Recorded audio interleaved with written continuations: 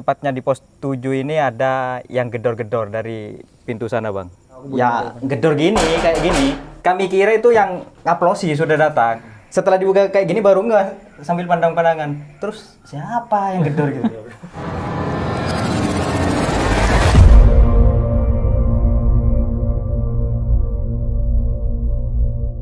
Kembali sekarang kami bersama Pak Randy lagi. Sekarang kita ada di mana, Pak Ren? Sekarang kita di pos 7. Pos Maaf, 7. Sir. Jam berapa sekarang? Sekarang jam 12 lewat 41. Coba liatin HP-nya. Pengen tahu aku. 0. Oke. Kita akan berbincang dengan petugas yang ada di pos 7 Pos ya. 7. Oke.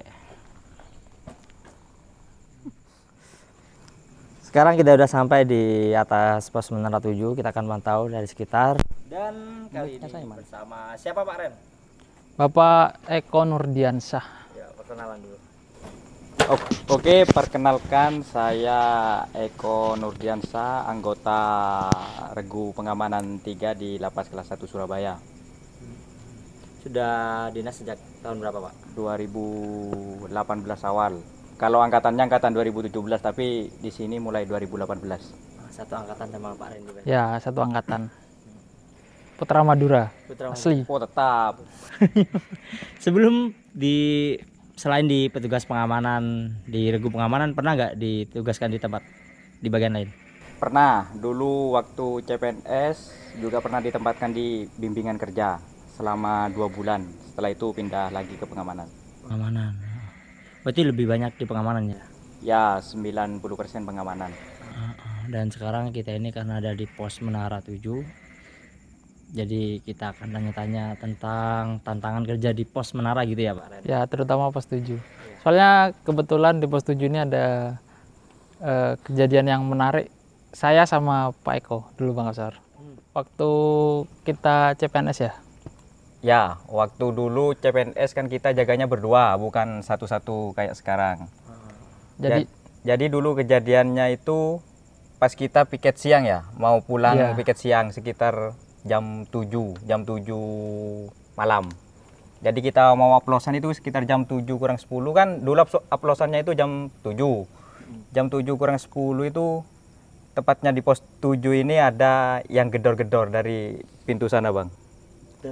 Dari pintu yang itu, Di yang bawah. besi itu di bawah. Ini ya, Mas. Nah, Iya. dari pintu ini ada yang gedor dari bawah. Terus sebenarnya di sini kita kasih karpet hijau yang di situ. Kita di sini dan kita udah duduk di sini. Tiba-tiba dari bawah itu ada yang gedor, dor. Coba tirukan, pengen tahu aku bunyi Ya, apa. gedor gini, kayak gini. Lah, pikiran kami berdua itu kok bisa sama ya? Kami kira itu yang ngaplosi sudah datang. Jadi, tumben jam 7 kurang 10 kok sudah datang gitu. Ya, kayak orang nggak berdosa itu, tak buka karpetnya, pintunya tak buka gini. Ternyata setelah kayak gini baru kalau ternyata di bawah itu kan dikunci. Dan kuncinya itu kita bawa ke sini. Ada di atas kuncinya, Bang. Ada di atas Kunci sini. pintu yang di bawah itu kita bawa ke atas. Setelah dibuka kayak gini baru sambil pandang-pandangan. Terus siapa yang gedor gitu? Tapi di bawah ya nggak ada siapa-siapa, tak lihat. Padahal itu masih isak ya. Masih Iya, isak, masih masih isak. sekitar jam 7 kurang 10 itu. Kalau misalnya orang yang gedor gak mungkin, Bang. Kan karena Mau di bawah lewat mana dikunci. kalau orang gedor? Paling gedor ya gedor pintu yang bawah sana, yang kita kunci. Ya. Gembok kunci yang digembok yang di teralis itu kan dibawa ke atas toh. Ya, harus dibawa ke atas itu. Jadi apa ya? Kok kayak aneh gitu waktu kita masih CPNS gak tahu apa-apa sudah dikasih suguhan yang seperti Ya, itu. itu mungkin perkenalan. Bang. Perkenalan lah. Salam Itu pengalaman perkenalan. kalian berdua kan. Iya, kebetulan berdua ini. Dan Iya. sekarang ada di video ini berdua. Tapi sekarang hal-hal kayak gitu ya sudah biasa lah, ada bunyi-bunyi aneh. Yang penting kita tetap waspada, takutnya bunyi-bunyi aneh tiba-tiba yang dari dalam mau keluar gitu. Iya, betul. Tapi kalau bunyi-bunyi aneh ya sekiranya makhluk halus lah, ya sudah biasa kita kayak gitu. Tapi memang banyak ya senior bilang itu kalau jam 2 jam 3 malam yang gedor-gedor kayak gitu. Tapi mungkin bukan di besinya, gedornya di tembok. Ya kalau yang di tembok saya juga sering, cuman ya biasalah. Terus di atas sini juga sering, di atas plafon Di atas ini. genteng ya? Plafon ini kan dari asbes ini. Asbes apa ini? Plafonnya ini loh. Kadang ya geruduk-geruduk tapi ya paling tikus gitu aja. Tapi kalau yang tembok juga sering. Tapi cuek lah, yang penting nggak nampakkan di depan saya ya cuek aja. Kalau nampakkan di depan saya ya ketemu nanti aja. Mau Mungkin- gimana lagi? Mungkin kabur. Nggak mungkin kabur. Kabur gimana? Melompat ke sana yuk tinggi. Mungkin teman-teman penasaran nih, yang di belakang ini bangunan apa sih kok gede banget? Oh, kalau ini rutan wanita. Rutan perempuan. Coba Pak Ren ceritakan dulu ini, apakah dulu udah ada bangunan ini atau belum waktu kamu kerja? Kalau saya awal di sini 2017, di awal 2018 ini belum ada bang. Bangunan ini belum ada, jadi dari sini nih sampai full keliling pos 7 ini kosong bang. Semak-semak. Semak-semak, di bawah ini semak-semak, terus ada pohon jati di sebelah barat sedikit, arah timurnya tebuan, arah selatannya itu ada bambu. Jadi ya kalau menurut aku pribadi, pos 7 ini pos yang paling serem bang. Karena ini dulunya nggak ada bangunan. Iya, ini. karena tidak ada bangunan ini. Tapi kalau sudah sekarang nih lebih terang ya, jadi tidak semenakutkan kayak dulu. Menurut aku pribadi bang. Dan dulu pohonnya ini ya, kayak pohon yang naik ke atas itu, pohonnya menjulang ke atas. Ya, Ya, tapi ada sebagian yang tinggi, cuma di bawah itu ya semak-semak, semak Semak-semak. belukar. Serem lah pokoknya. Gelap juga, ya serem juga. Iya ya, karena jauh dari apa ya, keramaian ya. Ya, jauh dari keramaian.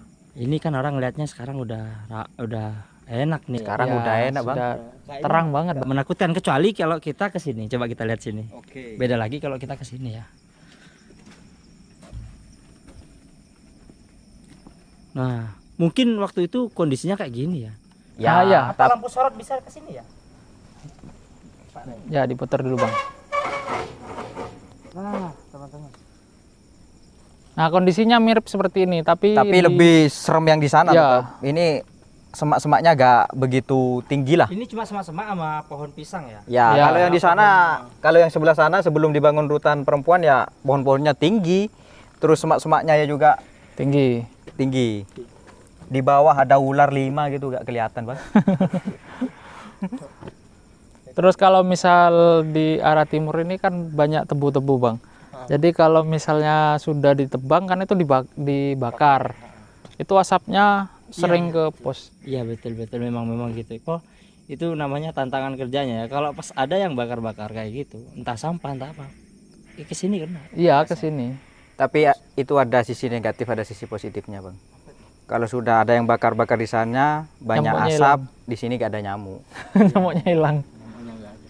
Siapa tahu kita lupa bawa shovel ya aman. Lumayan. Tantangan kerja yang pertama harus bawa software. Iya. Terus di pos di Lapas 1 Surabaya ini menurutku unik-unik bang.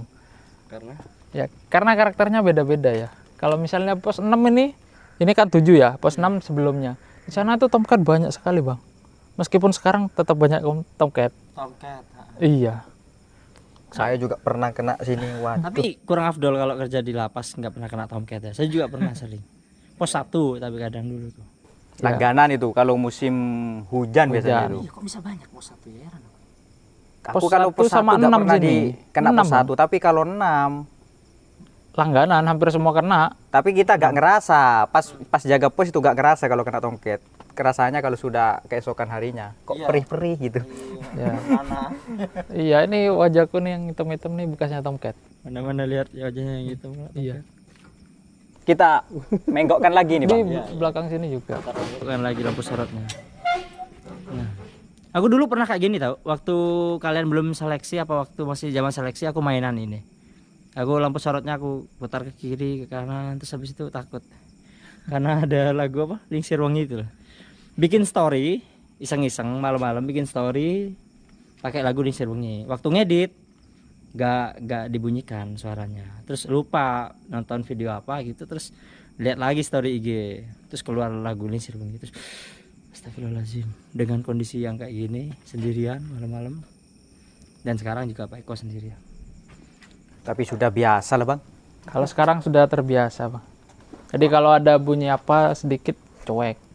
Dianggap tikus lah. Dianggap tikus. Inilah ya. Ruangan yang kita sebut harus ditutupi. Kalau nggak ditutupi. Terus kalau misalnya hujan juga di pos itu lumayan rasanya.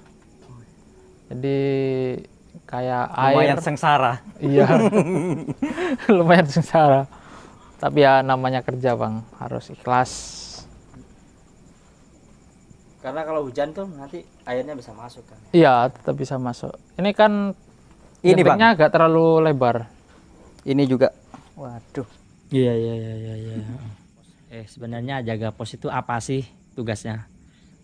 Ya jaga pos itu tugasnya ngawasi aja bang. Area-area di sekitar pos terus di ring mir ini di sini kalau di sini namanya ring mir. Jadi antar tembok ini adalah ring mir.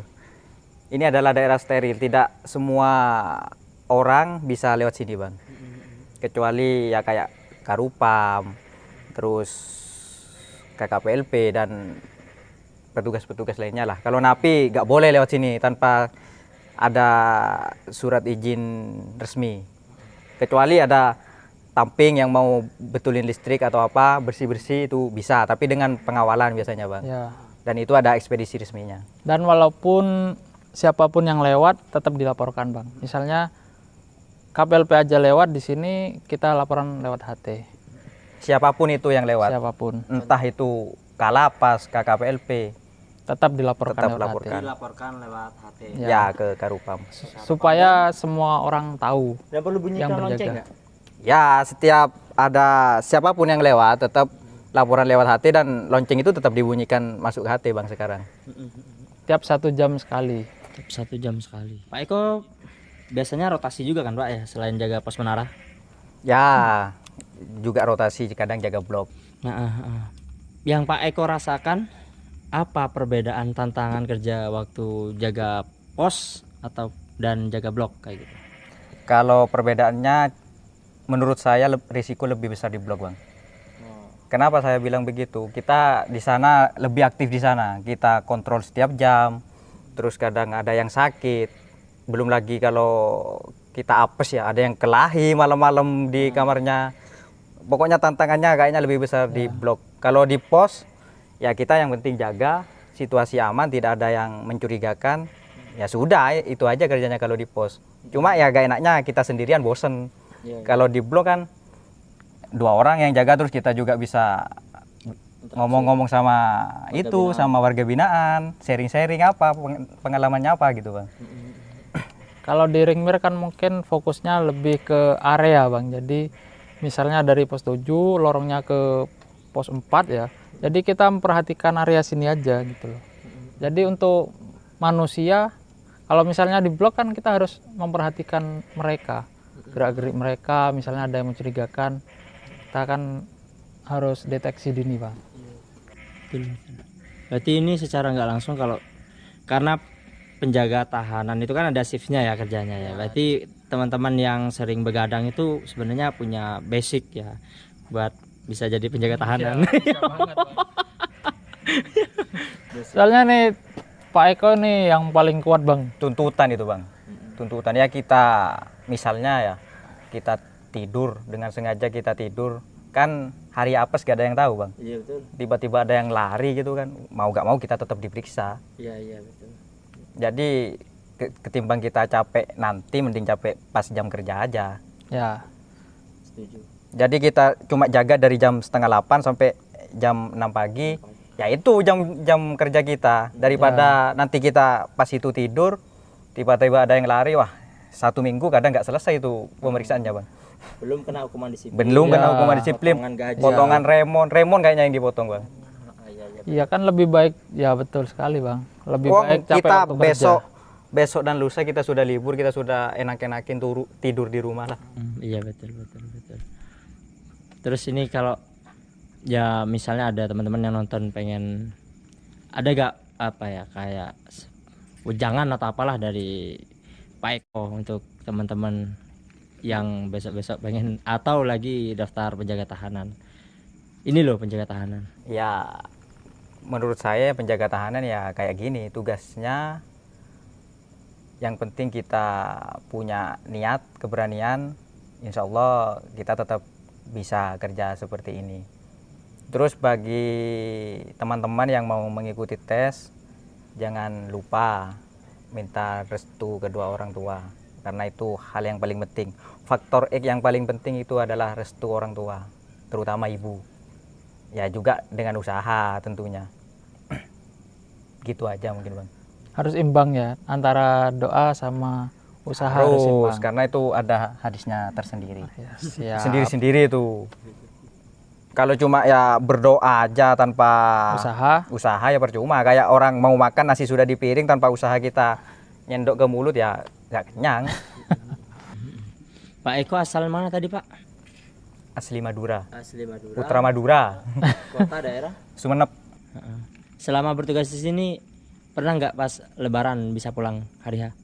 Nggak pernah Bang. Selama sudah tiga kali Lebaran saya pulangnya biasanya kalau nggak +4, +5 gitu terus ya Bang. Apalagi pas CPNS dulu pulangnya +6 malah pas hari raya ketupat itu. Ya. Soalnya kita kan dipiketkan. Diperbantukan untuk kunjungan. Iya Ya. waktu itu belum ada Covid. Iya, belum ada Covid, Bang. Jadi kunjungan kalau misalnya waktu tidak ada Covid ya, di Lapas Surabaya nih perharinya tuh banyak sekali, Bang. Ribuan orang. Betul ya. Jadi Kerjanya ekstra. paling bagus ya pulangnya saya ke rumah itu H+2 tahun kemarin gara-gara ada Covid jadi gak ada kunjungan kan, yang ada cuma kunjungan barang.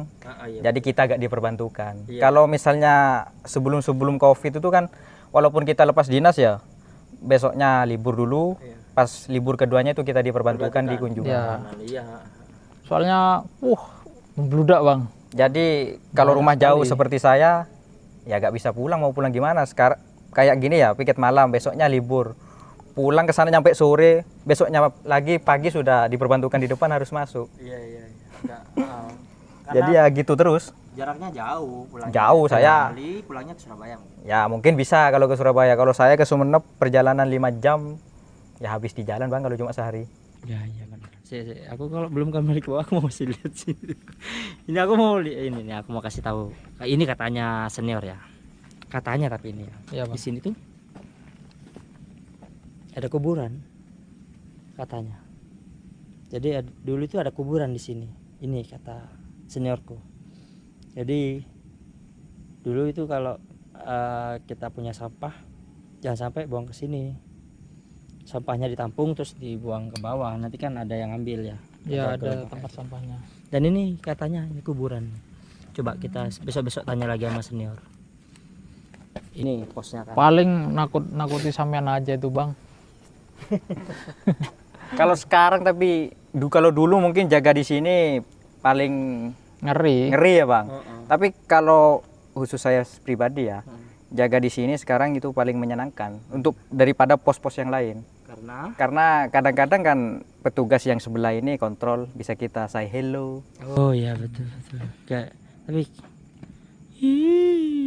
gak ada yang kontrol. Dulu aku orientasi lewat sini loh. Lari sini ya lari sini. Nyanyikan lagu kebangsaan sambil lari sambil jalan muterin. Sekarang ada bangunan ini ya megah sekali. Itu urutan perempuan. Insya Allah next time aku akan ngevlog di rutan perempuannya biar kita tahu nih tugasnya ngapain sih ketika mungkin dinas malam kayak gitu. Kalian tungguin aja videonya. Jangan lupa di apa Paren? Di like Terus subscribe dan komen. Jangan lupa share ke teman yang lain. biar teman-teman yang lain yang nggak suka juga bisa nonton. Siap. Jangan lupa tonton iklannya. Ya, Pak Eko, makasih Pak Eko. Oke, wassalam. sama-sama Bang. Oke, siap-siap. Baik, kita akan turun. Kita tutup, kita akhiri video ini. Sini Pak Eko. Gak kelihatan Pak Eko. Jangan lupa nanti kalau sudah cair absen kita ditraktir. Siap. Wassalamualaikum warahmatullahi wabarakatuh. Waalaikumsalam warahmatullahi wabarakatuh.